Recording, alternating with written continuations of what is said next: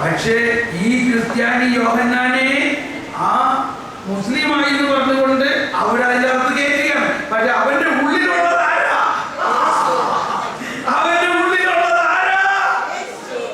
അപ്പൊ യേശുവിനെ ആ ആളുകളിലേക്ക് എല്ലാം പ്രസരിക്കാനുള്ള ഒരു വഴിയാണെന്ന് എനിക്ക് പറയാനുള്ളൂ. Praise the Lord.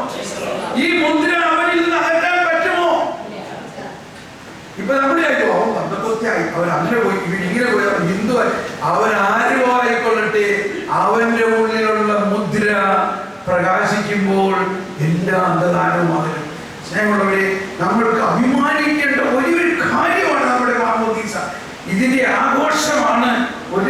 ഒരു മിനിറ്റോട് പറഞ്ഞോട്ടെ, നമ്മളിൽ അടിസ്ഥാനപരമായിട്ടുണ്ടാവേണ്ട ഒരു നവീകരണം നമ്മുടെ ഈ മാമോദീസ ആഘോഷത്തിന്റെ കള്ള് പരിപാടി മാറ്റണം.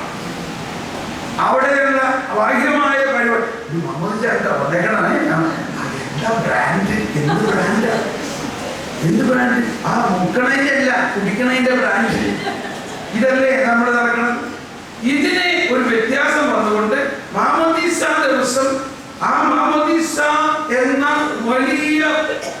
വലിയ വിസ്മരണീയത ആഘോഷിക്കുമ്പോ അതിനെ അല്പം പോലും മനസ്സിലാക്കാതെയോ വിചിന്തനം ചെയ്യാതെയോ അതിനെക്കുറിച്ച് ആരെങ്കിലും ഒരു 10 വാക്ക് പറയാതെ അങ്ങ് ഒരു കർമ്മമായിട്ട് അതെ പള്ളിയിൽ ഒരു ആൾക്കാരെ പോയ 10 മിനിറ്റിന്റെ കാര്യമേ ഉള്ളൂ, എല്ലാവരും കൂടെ പോകേണ്ട ആവശ്യമൊന്നുമില്ല, നിങ്ങളൊക്കെ ഇവിടെ കുടിക്കുന്നവർ കുടിക്കും, തിന്നവർ തിന്ന്, നിങ്ങൾ ആ തലവട്ടപ്പുറം ഒരു ആൾക്കാരെ പോ, അച്ഛനവിടുത്തെ ഫോൺ വിളിച്ചോണ്ടിരിക്കുകയാണ്, വേഗം ചെല്ല്, എന്നിട്ട് ചെന്നു എഴുതിക്കവിടെ വെള്ളത്തുണിയവിടെ 10 മിനിറ്റ് കൊണ്ട് കാര്യം സൈൻ ചെയ്തോ. ഇതല്ലേ നടക്കുന്നത്. ഇതിനൊരു വ്യത്യാസം ഉണ്ടാകും. ഈ കാറ്റഗിസത്തിൽ മാമോദീസയെ കുറിച്ച് എഴുതിയിരിക്കുന്ന കുറെ പാരഗ്രാഫുകൾ കോപ്പി ചെയ്തിട്ട് അന്ന് നിങ്ങളുടെ കുടുംബത്തിലും ആ പള്ളിയിൽ വന്നിരിക്കുന്ന ആളുകളുടെ ഇത് വായിക്കണം. ഇതാണ് മാമോദീസ. ഇത് വളരെ വിസ്മരണീയമായിട്ടൊരു കാര്യമാണ്. അതിൻ്റെതായിട്ടുള്ള അന്തസ്സിലും അതിന്റെ മഹത്വത്തിലും ഒന്ന് ആനന്ദിച്ചുകൊണ്ട് അതിനെ ഉൾക്കൊള്ളാൻ കഴിയുമ്പോഴാണ് നമ്മൾ ശരിക്കും വിശ്വാസം വളരുക. നമുക്ക് അതോടുകൂടി വിശുദ്ധ വെച്ച് നമ്മൾ പ്രാർത്ഥിക്കാൻ പോവുകയാണ്. ഈ പ്രാർത്ഥനയിൽ നമ്മുടെ ഒരു പ്രധാന പ്രാർത്ഥന, ഈ മാമോദീസയിലൂടെ നമ്മളിൽ നിരവധി വരദാനങ്ങൾ നൽകിയിട്ടുണ്ട്, അതിനെല്ലാം ജ്വലിപ്പിക്കാൻ കൂടിയുള്ള ഒരു പ്രാർത്ഥനയാണ്. അത് നമുക്ക് അവിടെ നിന്ന് കേൾക്കാം.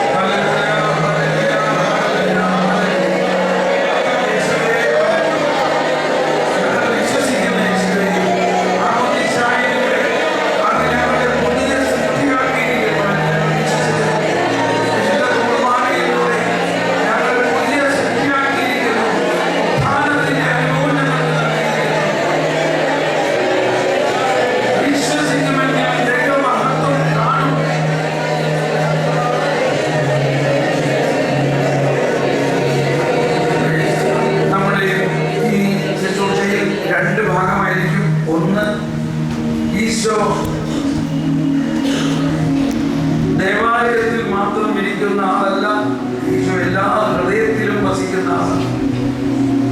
ഈശോ നമ്മുടെ ജീവിതത്തിൽ നയിക്കുന്ന രാജാവാണ്. അതുകൊണ്ട് ഈശോയെ നമ്മളുടെ മധ്യത്തിലേക്ക് നമ്മൾ എഴുന്നള്ളിച്ചു കൊണ്ടുവന്നുകൊണ്ട് അന്ന് ഓശാന പാടിയോടെ നമ്മൾ പാടി സ്തുതിക്കുകയും നമ്മൾക്ക് കണ്ണുകൾ കൊണ്ടും കാതുകൾ കൊണ്ടും ഈശോയെ സ്പർശിക്കുകയും കൈകൾ കൊണ്ട് ഒരു തൊടാൻ തോന്നുന്നവർ തൊടുകയും അങ്ങനെ ഈശോയെ സ്നേഹിക്കുക. ഈശോയെ സ്നേഹിക്കുന്നതിന്റെ വലിയ ഒരു പ്രകടനമാണ് ഈശോയെ പൊക്കിക്കൊണ്ട് സ്തുതിച്ചുകൊണ്ട് ഈശോയെ സ്നേഹിച്ച് സ്തുതിക്കുക. ഞാൻ പറഞ്ഞു, ഈശോ എല്ലാവരിലും ഉണ്ടെങ്കിലും ഈശോയെ സ്നേഹിക്കുമ്പോഴാണ് നമുക്ക് ഈശോയെ അനുഭവമാകുന്നത്. അപ്പൊ ഇപ്പോ ഒരു ഭാഗം അതാണ്.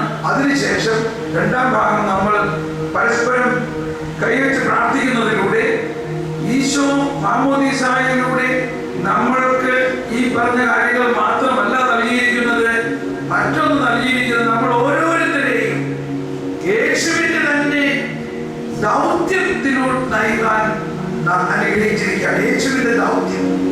ഞാനൊരു വൈദികനല്ല, ഞാനൊരു ഡീക്കനല്ല.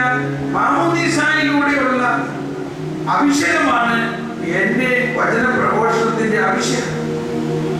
എന്നപോലെ എല്ലാ വിശ്വാസികളും യേശുവിന്റെ ദൗത്യമായ മിഷനറി പ്രവർത്തനം അല്ലെങ്കിൽ സുവിശേഷ വേല അല്ലെങ്കിൽ ദൈവരാജ്യ പ്രചരണം നടത്താൻ മാമോദീസായിലൂടെ വിളിക്കപ്പെട്ടവരാണ്.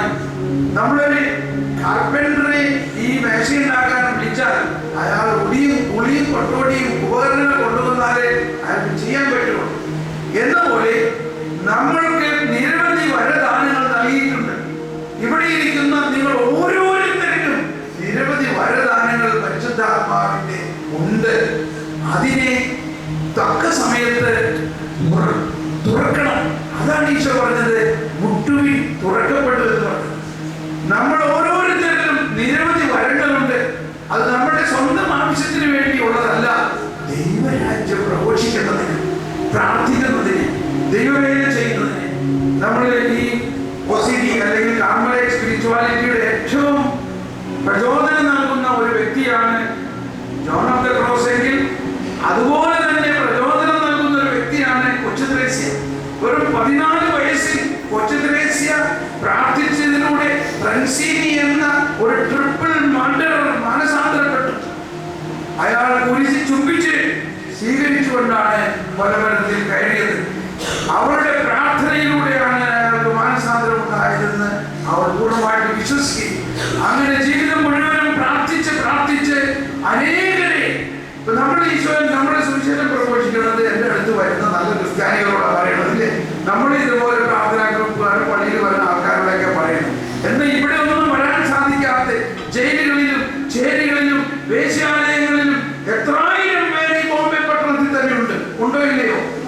അവരെ എങ്ങനെ മനസ്സാന്തരപ്പെടുത്തും? അവരെ കൊച്ചു ത്രേസ്യയെ പോലെ പ്രാർത്ഥിക്കാണെങ്കിൽ പറ്റും. അപ്പൊ ഇതെല്ലാം ഒരു ക്യാരിസമാണ്, വരദാനമാണ്. അപ്പൊ നമ്മൾ കൈയൊപ്പ് പ്രാർത്ഥനയിലൂടെ നമ്മൾ ഓരോരുത്തരിലും തന്നിരിക്കുന്ന വരദാനങ്ങളെ തുറക്കാൻ പോവുകയാണ്. ഈ രണ്ട് കാര്യത്തെ മുന്നിൽ കണ്ടുകൊണ്ട് നമുക്ക് കർത്താവിനെ ആരാധിച്ച് കരങ്ങൾ ഉയർത്തി ആരാധിച്ചുകൊണ്ട് ഈശോയെ നമ്മുടെ മധ്യത്തിലേക്ക് നമുക്ക് സ്വാഗതം ചെയ്യാം. മണികളിക്കാരുടെ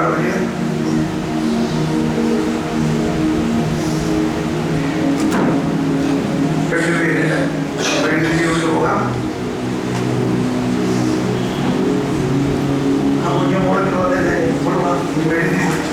വേറെ ആരെങ്കിലും കുട്ടികളുണ്ടോ?